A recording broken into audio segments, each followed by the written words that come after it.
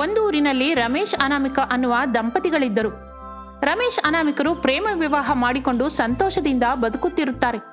ಆದರೆ ರಮೇಶನ ತಾಯಿ ಶಾರದಳಿಗೆ ತನ್ನ ಸೊಸೆಯೆಂದರೆ ನಿಜಕ್ಕೂ ಇಷ್ಟವಿರುವುದಿಲ್ಲ.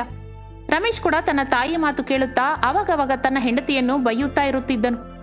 ಒಂದು ದಿನ, ಅಮ್ಮ, ನಮ್ ಬೆಳೆ ಕೈಗೆ ಬಂತು. ಈ ಸಲ ಒಳ್ಳೆ ಲಾಭ ಬಂದಿದೆಯಮ್ಮ. ತಗೋ ಅಮ್ಮ ಈ ದುಡ್ಡು. ನನಗೆ ಗೊತ್ತು ಮಗು, ನಮ್ಗೆ ಯಾವತ್ತಿದ್ರೂ ಒಳ್ಳೇದೇ ಆಗುತ್ತೆ ಅಂತ. ಆದ್ರೆ ಕೆಲವರು ನಮ್ಮ ನಾಶ ಕೋರ್ಕೊಳ್ತಾ ಇರ್ತಾರೆ. ಅವರನ್ನು ನಿಜಕ್ಕೂ ಲೆಕ್ಕ ಮಾಡಬಾರ್ದು. ಈ ದುಡ್ಡನ್ನ ನಾನು ಬೀರುನಲ್ಲಿ ಇಟ್ಟಿರ್ತೀನಿ. ಹಾಗೆ ಅಮ್ಮ. ಶಾರದಾ ತನ್ನ ಮಗ ಕೊಟ್ಟ ದುಡ್ಡನ್ನು ತೆಗೆದುಕೊಂಡು ಸಿಟಿಗೆ ಹೋಗಿ ಶಾಪಿಂಗ್ ಮಾಡಿ ತನಗೆ ಬೇಕಾದ ಸೀರೆಗಳನ್ನು ವಸ್ತುಗಳನ್ನು ಕೊಂಡುಕೊಂಡು ಮನೆಗೆ ಬರುತ್ತಾಳೆ. ಅನಾಮಿಕಾ ತನ್ನ ಅತ್ತೆಯನ್ನು ನೋಡಿ ಬಹಳ ದುಃಖ ಪಡುತ್ತಾಳೆ. ಆ ದಿನ ರಾತ್ರಿ ತನ್ನ ಗಂಡನ ಹತ್ತಿರ ಆ ವಿಷಯದ ಬಗ್ಗೆ ಮಾತನಾಡುತ್ತಾಳೆ. ಏನು ಅಂದ್ರೆ, ನೀವು ಅಷ್ಟು ಕಷ್ಟಪಟ್ಟು ದುಡ್ಡು ಸಂಪಾದಿಸಿದ್ರಲ್ಲ, ಅವುಗಳಲ್ಲಿ ನಿಮ್ಮಮ್ಮ ನಿಮಗೆ ಸ್ವಲ್ಪ ಆದ್ರೂ ಖರ್ಚು ಮಾಡ್ಕೊಂತ ಕೊಟ್ರಾ? ಆದ್ರೆ ಅತ್ತೆ ಮಾತ್ರ ಆ ದುಡ್ಡಿನಿಂದ ತನಗೆ ಬೇಕಾದ ಸೀರೆಗಳನ್ನು ಕೊಂಡ್ಕೊಂಡು ಬಂದ್ರು. ಖರ್ಚು ಮಾಡ್ಕೊಳ್ಳಿ ಬಿಡೆ. ಯಾವಾಗ್ಲೂ ನಿಂಗೆ ನಮ್ಮ ಅಮ್ಮನ್ನ ನೋಡಿದ್ರೆ ಆಗೋದಿಲ್ಲ. ನಮ್ಮಮ್ಮ ಸಂತೋಷವಾಗಿರೋದು ನಿನ್ಗೆ ನಿಜಕ್ಕೂ ಇಷ್ಟವಿಲ್ವಲ್ಲ? ನಾನು ಅತ್ತೆನ ತಪ್ಪಾಗಿ ಅಂದಿಲ್ಲ ರೀ, ನಿಮ್ ಬಗ್ಗೆನೇ ಆಲೋಚಿಸ್ತಾ ಇದ್ದೀನಿ. ಅಲ್ಲ, ನನ್ನನ್ನು ಸ್ವಲ್ಪ ಅರ್ಥ ಮಾಡ್ಕೊಳ್ಳಿ. ನನ್ ಗಂಡ ಚೆನ್ನಾಗಿರ್ಬೇಕು ಅಂತ ನಾನ್ ಕೋರ್ಕೊಳ್ಳೋದು ತಪ್ಪಲ್ವಲ್ಲ? ನೀನು ನನ್ ಬಗ್ಗೆ ಆಲೋಚಿಸಿಲ್ವೇ? ನಿನ್ ಬಗ್ಗೆನೇ ನೀನು ಆಲೋಚಿಸ್ತಾ ಇದ್ಯಾ. ನಿನಗೆ ಸೀರೆಗಳಂದ್ರೆ ಇಷ್ಟ ಅಂತ ನನಗೆ ಗೊತ್ತು. ಸೀರೆಗಳು ಬೇಕು ಅಂತ ಹೇಳ್ಬೋದಿತ್ತಲ್ಲ. ಹೀಗೆ ಅಮ್ಮನನ್ನು ಆಡ್ಕೋತೀಯ ಯಾಕೆ? ಅದು ಹಾಗಲ್ಲ ರೀ, ನಾನ್ ಹೇಳೋದನ್ನ ಕೇಳಿ. ನೀವು ನನ್ನನ್ನ ತಪ್ಪಾಗಿ ಅರ್ಥ ಮಾಡ್ಕೋತಾ ಇದ್ದೀರಾ. ಬೇಡ, ಇನ್ನೇನು ಮಾತಾಡಬೇಡ ಎಂದು ರಮೇಶ್ ಕಠಿಣವಾಗಿ ಮಾತನಾಡಿದ್ದಕ್ಕೆ ಅನಾಮಿಕಾ ಮೌನವಾಗಿದ್ದು ಬಿಡುತ್ತಾಳೆ. ರಮೇಶ್ ನಿದ್ದೆಯಲ್ಲಿ ಜಾರಿಕೊಳ್ಳುತ್ತಾನೆ.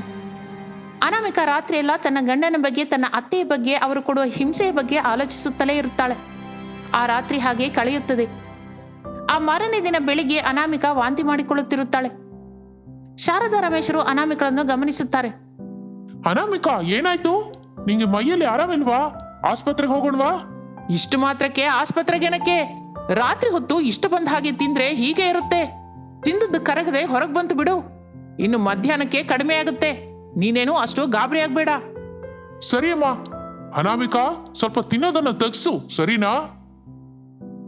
ರಮೇಶ್ ಹೋಗುತ್ತಲೇ ಶಾರದಾ ಅನಾಮಿಕಳನ್ನು ಹಾಗೆ ಕೆಟ್ಟ ಕೆಟ್ಟ ಮಾತುಗಳಿಂದ ಬೈಯುತ್ತಲೇ ಇರುತ್ತಾಳೆ. ಏನೇ ರಾತ್ರಿಯೆಲ್ಲ ನನ್ನ ಮಗನ್ನ ಸೀರೆಗಾಗಿ ಹಿಂಸೆ ಕೊಡ್ತಲೇ ಇದ್ದಿಯಂತೆ. ಅವನು ನನ್ನ ಹತ್ರ ಬಂದು ದುಃಖ ಪಟ್ಕೊಂಡ. ನಿನಗೆ ಸೀರೆ ಬೇಕು ಅಂತ ನನ್ನನ್ನು ಕೇಳ್ಬೋದಿತ್ತಲ್ಲ. ನನ್ನ ಹತ್ರ ಹಳೆ ರೇಷ್ಮೆ ಸೀರೆಗಳು ಬಹಳ ಇದೆ, ಅದರಲ್ಲೇ ಒಂದು ಕೊಡ್ತಿದ್ದೆ ಅಲ್ಲ. ಅದಕ್ಕೆ ಅವನಿಗೆ ಯಾಕೆ ಕಷ್ಟ ಕೊಡ್ತಾ ಇದ್ದೀಯಾ? ನನ್ ಮೇಲೆ ಪಂದ್ಯ ಹಾಕಿದ್ರೆ ನಿನ್ ಕತೆ ಏನಾಗುತ್ತೆ ಅಂತ ಇಷ್ಟು ಹೊತ್ತಿಗೆ ಅರ್ಥವಾಗ್ಬೇಕಿತ್ತಲ್ಲ. ಆದ್ರೂ ನೀನು ನನ್ ಮಗನ್ನ ನನ್ ಮೇಲೆ ಎತ್ಕಟ್ತಾ ಇದ್ರೆ ಹೇಗೆ? ಇಲ್ಲಿ ನಿನ್ನ ಆಟಗಳು ಸಾಗೋದಿಲ್ಲಮ್ಮ. ಶಾರದಳ ಮಾತಿಗೆ ಅನಾಮಿಕಾ ಅಲ್ಲಿ ಒಂದು ಕ್ಷಣ ಕೂಡ ಇರುವುದಿಲ್ಲ. ಓಡೋಡಿ ಮನೆಯ ಹಿತ್ತಲಿಗೆ ಹೋಗುತ್ತಾಳೆ. ದೂರದಲ್ಲಿ ಒಂದು ಮೂಲೆಯಲ್ಲಿ ಹಾಳು ಬಿದ್ದ ಬಾವಿಯನ್ನು ಗಮನಿಸುತ್ತಾಳೆ.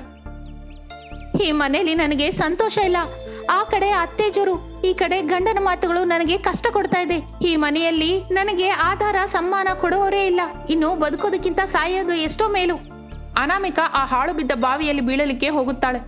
ಸ್ವಲ್ಪ ಹೊತ್ತು ಆ ಕಡೆ ಈ ಕಡೆ ನೋಡಿ ತನ್ನ ಮನಸ್ಸನ್ನು ಸಾಯಿಸಿಕೊಂಡು ಆ ಬಾವಿಯೊಳಗೆ ಬೀಳುತ್ತಾಳೆ. ಆ ಸಮಯದಲ್ಲಿ ಬಾವಿಯೊಳಗಿನ ನೀರು ಮೇಲಕ್ಕೆ ಬರುತ್ತದೆ. ಅವು ಅನಾಮಿಕಳನ್ನು ಬಾವಿಯ ಹೊರಗೆ ತಳ್ಳಿಬಿಡುತ್ತದೆ. ಸ್ವಲ್ಪ ಹೊತ್ತಿಗೆ ಅನಾಮಿಕಳಿಗೆ ಪ್ರಜ್ಞೆ ಬರುತ್ತದೆ. ಸತ್ತು ಹೋಗಿದ್ದೇನೆ ಎಂದು ಅಂದುಕೊಂಡ ತಾನು ಬಾವಿಯ ಪಕ್ಕದಲ್ಲಿ ಬಿದ್ದಿರುತ್ತಾಳೆ. ಅನಾಮಿಕಳಿಗೆ ಆಶ್ಚರ್ಯವಾಗುತ್ತದೆ. ಆ ಸಮಯದಲ್ಲಿಯೇ ಆ ಬಾವಿಯಿಂದ ಮಾತುಗಳು ಕೇಳಿಸುತ್ತದೆ. ಅನಾಮಿಕಾ, ನೀನು ಈಗ ಗರ್ಭವತಿ. ಸತ್ತು ಹೋಗಬೇಕು ಅನ್ನುವ ನಿನ್ನ ನಿರ್ಧಾರ ಬದಲಾಯಿಸು. ನಿನಗಾಗಿ ಆಲೋಚಿಸಲಿಕ್ಕೆ, ನಿನ್ನನ್ನು ಗೆಲ್ಲಿಸಲಿಕ್ಕೆ ನಿನ್ ಮಗ ಬರ್ತಿದ್ದಾನೆ. ಇನ್ನು ಕೆಲವು ದಿನ ಸುಮ್ಮನಿರು, ನಿನ್ನ ಕಷ್ಟಗಳೆಲ್ಲ ತೀರಿ ಹೋಗುತ್ತೆ. ಬಾವಿಯಿಂದ ಆ ಮಾತುಗಳು ಕೇಳಿದ ತಕ್ಷಣ ಅನಾಮಿಕಾ ಆಶ್ಚರ್ಯ ಹೋಗುತ್ತಾಳೆ. ಆ ನಂತರ ತಾನು ಗರ್ಭವತಿ ಎಂದು ತಿಳಿದು ಸಂಭ್ರಮ ಪಡುತ್ತಾಳೆ. ಸಂತೋಷದಿಂದ ಮನೆಗೆ ಹೋಗುತ್ತಾಳೆ. ತನ್ನ ಗಂಡ ಅತ್ತೆಗೆ ಕೂಡ ತಾನು ಗರ್ಭವತಿ ಎಂದು ಹೇಳುತ್ತಾಳೆ. ಆದರೆ ಅವರು ಸಂತೋಷ ಪಡುವುದಿಲ್ಲ. ಶಾರದಾ ತನ್ನ ಸೊಸೆ ಗರ್ಭವತಿ ಎಂದು ತಿಳಿದು ಕೂಡ ಇನ್ನಷ್ಟು ಹೆಚ್ಚಿನ ಕೆಲಸ ಮಾಡಿಸುತ್ತಿರುತ್ತಾಳೆ. ಅನಾಮಿಕಾ ತನ್ನ ಅತ್ತೆ ಕೊಡುವ ಹಿಂಸೆ ಸಹಿಸುತ್ತಾ ಇರುತ್ತಾಳೆ. ಹಾಗೆ 10 ತಿಂಗಳು ಕಳೆಯುತ್ತದೆ. ಅನಾಮಿಕಳಿಗೆ ಮುದ್ದಾದ ಮಗ ಹುಟ್ಟುತ್ತಾನೆ. ಇದು ಮಗುವನ್ನು ಹೆತ್ತು ಸಂತೋಷವಾಗಿದ್ದಾಳೆ. ಆದ್ರೆ ಅವಳ ಮುಖದಲ್ಲಿ ನಾನು ಸಂತೋಷ ನೋಡ್ಲಾರೆ. ನನ್ನ ಮಗನ್ನ ಬಲೆಯಲ್ಲಿ ಹಾಕೊಂಡು ಮನೆಯಲ್ಲಿ ಪಟ್ಟೂರಿದ್ದಾಳೆ. ಮನೆಯಿಂದ ಹೇಗಾದ್ರೂ ಓಡಿಸ್ಬೇಕು ಅಂದ್ಕೊಂಡೆ, ಅದು ಹಾಗಾಗಿಲ್ಲ. ಅದು ಇನ್ನು ತನ್ನ ಮಗುನ ನೋಡ್ಕೊಂಡು ಸಂತೋಷವಾಗಿರೋದಕ್ಕೂ ಆಗೋದಿಲ್ಲ. ಇನ್ನು ಅವಳ ಮಗುನ ಆ ಪಾಳು ಬಿದ್ದ ಬಾವಿಯಲ್ಲಿ ಬೀಳಿಸ್ತೀನಿ. ಆಗ ಏನ್ ಮಾಡ್ತಾಳೋ ನೋಡ್ತೀನಿ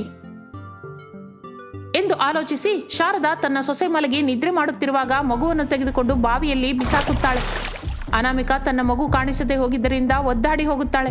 ಎದೆ ಒಡೆಯುವ ಹಾಗೆ ಅಳುತ್ತಾಳೆ. ಆ ನಂತರ ಎಷ್ಟು ಹುಡುಕಿದರೂ ಪ್ರಯೋಜನ ಇರುವುದಿಲ್ಲ. ತನ್ನ ಕಷ್ಟಗಳನ್ನು ಹೇಳಿಕೊಳ್ಳಲಿಕ್ಕೆ ಆ ಬಾವಿ ಹತ್ತಿರ ಬರುತ್ತಾಳೆ.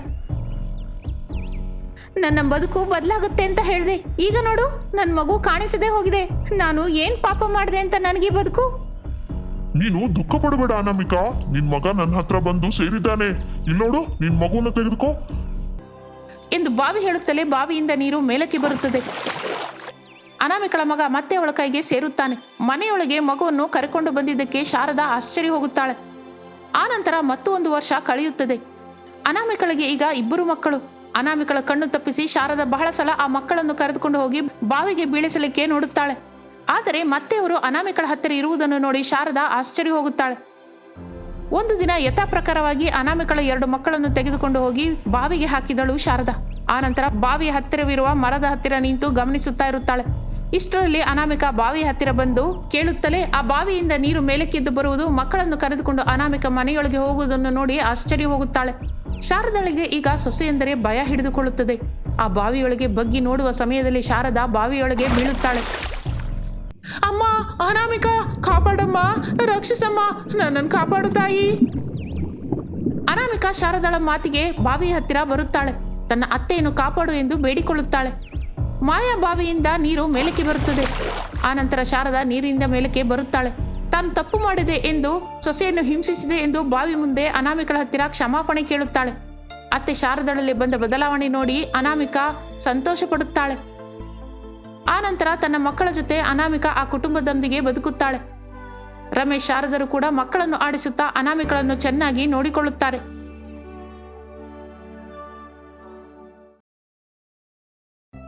ಒಂದೂರಿನಲ್ಲಿ ಶಾರದಾ ಅನ್ನುವ ದೊಡ್ಡ ಹೆಂಗಸಿದ್ದಳು. ಆಕೆಗೆ ರಮೇಶ್ ಅನ್ನುವ ಮಗ, ಅನಾಮಿಕ ಅನ್ನುವ ಸೊಸೆ ಇದ್ದರು. ರಮೇಶನಿಗೆ ಇಸ್ಪೀಟಾಟದ ಹುಚ್ಚು ಹೆಚ್ಚು. ತನಗಿರುವ ಆಸ್ತಿ ಎಲ್ಲವನ್ನೂ ಪ್ಯಾಕಾಟದಲ್ಲಿಟ್ಟು ನಾಶ ಮಾಡಿದ್ದನು.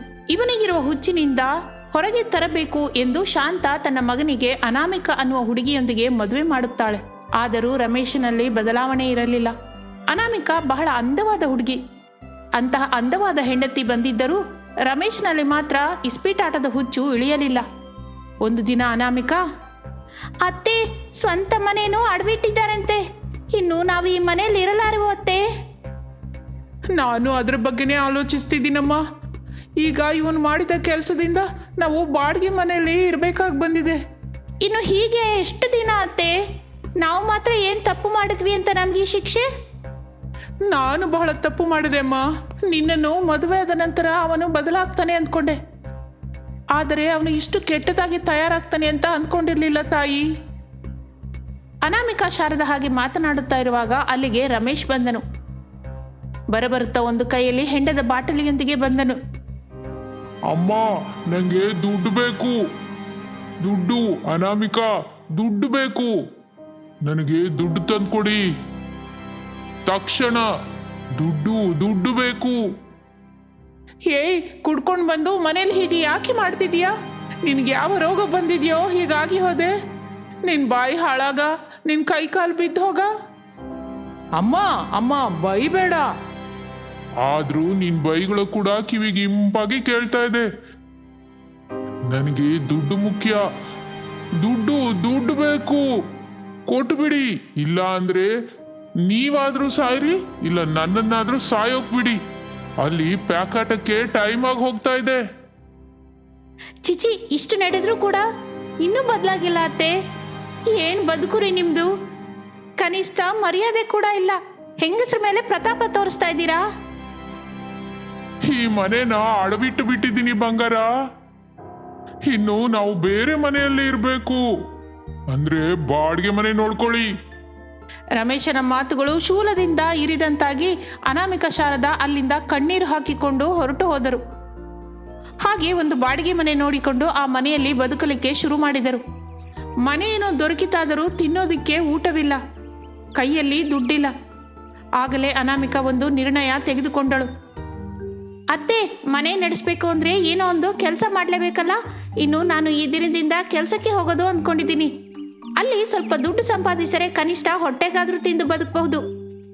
ನನಗೆ ಬಹಳ ದುಃಖವಾಗ್ತಿದೆ ತಾಯಿ. ನೀನು ಇಷ್ಟು ಅಂದವಾಗಿದ್ದೀಯ. ಚಂದನದ ಗೊಂಬೆ ಆಗಿದ್ದ ನಿನ್ನನ್ನು ನನ್ನ ಮಗ ನೋಡ್ಕೊಳ್ಳದೆ ಬಹಳ ಕಷ್ಟ ಕೊಟ್ಟ. ನಿನ್ನನ್ನು ಕಷ್ಟದ ಪಾಲ್ ಮಾಡಿದ್ದಾನೆ. ಪಾಪ, ನನ್ನಿಂದಾಗೆ ನಿನಗೆ ಈ ಗತಿ ಬಂದಿತು. ನಿನಗೆ ಅವನ ಜೊತೆ ಮದುವೆ ಮಾಡದೇ ಇದ್ರೆ ಈಗ ಎಲ್ಲೋ ಒಂದು ಕಡೆ ಚೆನ್ನಾಗಿ ಬದುಕ್ತಾ ಇದ್ದೆ. ನನ್ನನ್ನು ಕ್ಷಮಿಸಮ್ಮ, ನನ್ನನ್ನು ಕ್ಷಮಿಸು. ಅಂತ ಮಾತಾಡ್ಬೇಡಿ ಅತ್ತೆ. ನೀವೇನು ಬೇಕು ಅಂತ ಈ ತಪ್ಪು ಮಾಡಿಲ್ವಲ್ಲ. ನಿಮ್ಮ ಮಗ ಸರಿ ಹೋಗ್ಬೇಕು ಅಂತ ಮಾಡಿದ್ರಿ, ಆದರೆ ಈ ಥರ ಆಗತ್ತೆ ಅಂತ ಗೊತ್ತಿರಲಿಲ್ಲ. ದುಃಖ ಮಾಡಬೇಡಿ. ನಡೆದು ಹೋಗಿದ್ದಕ್ಕೆ ಆಲೋಚಿಸಬೇಡಿ, ನಡೆಯಬೇಕಾಗಿದ್ದಕ್ಕೆ ಆಲೋಚಿಸಿ. ನೀವಿನ್ನೂ ದುಃಖ ಪಡಬೇಕಾದ ಅಗತ್ಯನೇ ಇಲ್ಲ. ನಾನು ಕೆಲ್ಸಕ್ಕೆ ಹೋಗ್ತೀನಿ, ದುಡ್ಡು ತರ್ತೀನಿ, ಸಂತೋಷವಾಗಿ ಬದುಕೋಣ ಅತ್ತೆ. ನನಗೆ ಮಗ ಇಲ್ಲ ಅಂತ ಅಂದ್ಕೊಂಡಿದ್ದೆ ಅಮ್ಮ, ಆದರೆ ನೀನೇ ನನಗೆ ಮಗ ಆಗ್ತೀಯ ಅಂದ್ಕೊಂಡಿರ್ಲಿಲ್ಲ. ನನಗೆ ಬಹಳ ಸಂತೋಷವಾಗ್ತಿದೆ ತಾಯಿ. ಬಂಗಾರದಂಥ ಸೊಸೆ ಸಿಕ್ಕಿದ್ದಾಳೆ. ಅನಾಮಿಕಾ ತನ್ನ ಅತ್ತೆ ಶಾರದಳ ಹತ್ತಿರ ಹಾಗೆ ಮಾತನಾಡಿ ಕೂಲಿ ಕೆಲಸಕ್ಕೆ ಶುರು ಮಾಡಿದಳು. ಕೂಲಿ ಕೆಲಸದಿಂದ ದುಡ್ಡು ಬರುತ್ತದೆ. ಅನಾಮಿಕಾ ತನಗೆ ಬೇಕಾದ್ದನ್ನು, ತನ್ನ ಅತ್ತೆಗೆ ಬೇಕಾಗಿದ್ದನ್ನು ತೆಗೆದುಕೊಂಡಳು. ಅತ್ತೆಯನ್ನು ಸಂತೋಷದಿಂದ ನೋಡಿಕೊಳ್ಳುತ್ತಾಳೆ. ಒಂದು ದಿನ ಅನಾಮಿಕಾ ಕೂಲಿ ಕೆಲಸ ಮಾಡುತ್ತಾ ಇರುವಾಗ ಅಲ್ಲಿಗೆ ರವೀಂದ್ರ ಅನ್ನುವ ದೊಡ್ಡ ಬಿಸ್ನೆಸ್ ಮ್ಯಾನ್ ಬರ್ತಾನೆ. ಅವನು ಅನಾಮಿಕಳನ್ನು ನೋಡಿ ಶಾಕ್ ಆಗುತ್ತಾನೆ. ನೋಡಮ್ಮ, ನೀನು ಬಹಳ ಅಂದವಾಗಿದ್ದೀಯ. ನಿನ್ನಂತಹ ಮನುಷ್ಯರು ಇಲ್ಲಿ ಕೂಲಿ ಕೆಲಸ ಮಾಡ್ತಾ ಇದ್ರೆ ನನಗೆ ಬಹಳ ದುಃಖವಾಗ್ತಿದೆ. ನೀನು ಮಾಡೆಲ್ ಆದ್ರೆ ನಿನಗೆ ಒಳ್ಳೆ ಹೆಸರು ಬರುತ್ತೆ. ಈ ಪ್ರಪಂಚ ಎಲ್ಲವೂ ನಿನ್ ಬಗ್ಗೆನೇ ಹೇಳ್ಕೊಳ್ಳುತ್ತಮ್ಮ. ಸರ್, ನೀವು ಹೇಳೋದು ನನಗೇನೂ ಅರ್ಥವಾಗ್ತಿಲ್ಲ. ನಾನು ಮಾಡೆಲ್ ಹೇಗಾಗ್ತೀನಿ? ನಾನು ಒಬ್ಬ ಕೂಲಿ ಕೆಲಸ ಮಾಡುವ ಕೂಲಿ ಅಷ್ಟೇ. ಮಾಡೆಲ್ ಆಗಿ ನಾನು ಹೇಗೆ ಆಗ್ತೀನಿ?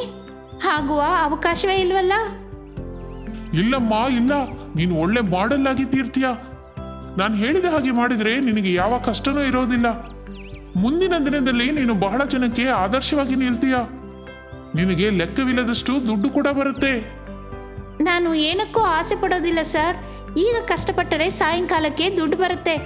ಆ ದುಡ್ಡಿನಿಂದ ನಾನು ಮನೆಗೆ ಹೋದರೆ ನಾನು ನನ್ನ ಅತ್ತೆ ಸಂತೋಷವಾಗಿರ್ತೀವಿ. ನನಗಷ್ಟೇ ಸಾಕು. ಇದೆಲ್ಲ ಬೇಡ ಸರ್. ಅನಾಮಿಕಾ ಆ ದಿನ ಮನೆಗೆ ಹೋಗುತ್ತಲೇ ಅತ್ತೆಗೆ ನಡೆದಿದ್ದೆಲ್ಲ ಹೇಳಿದಳು. ಸೊಸೆ ಮಾತು ಕೇಳಿದ ಶಾರದಾ ಬಹಳ ಸಂತೋಷಿಸುತ್ತಾಳೆ.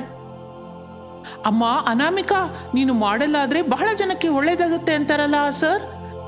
ನನ್ನ ಹಾಗೆ ಕಷ್ಟಪಡ್ತಾ ಇರೋರಿಗೆ ಭರವಸೆ ಆಗಬಹುದು. ಎಷ್ಟೋ ಜನ ಮಹಿಳೆಯರಿಗೆ ನೀನು ಧೈರ್ಯ ಕೂಡ ತುಂಬಬಹುದು.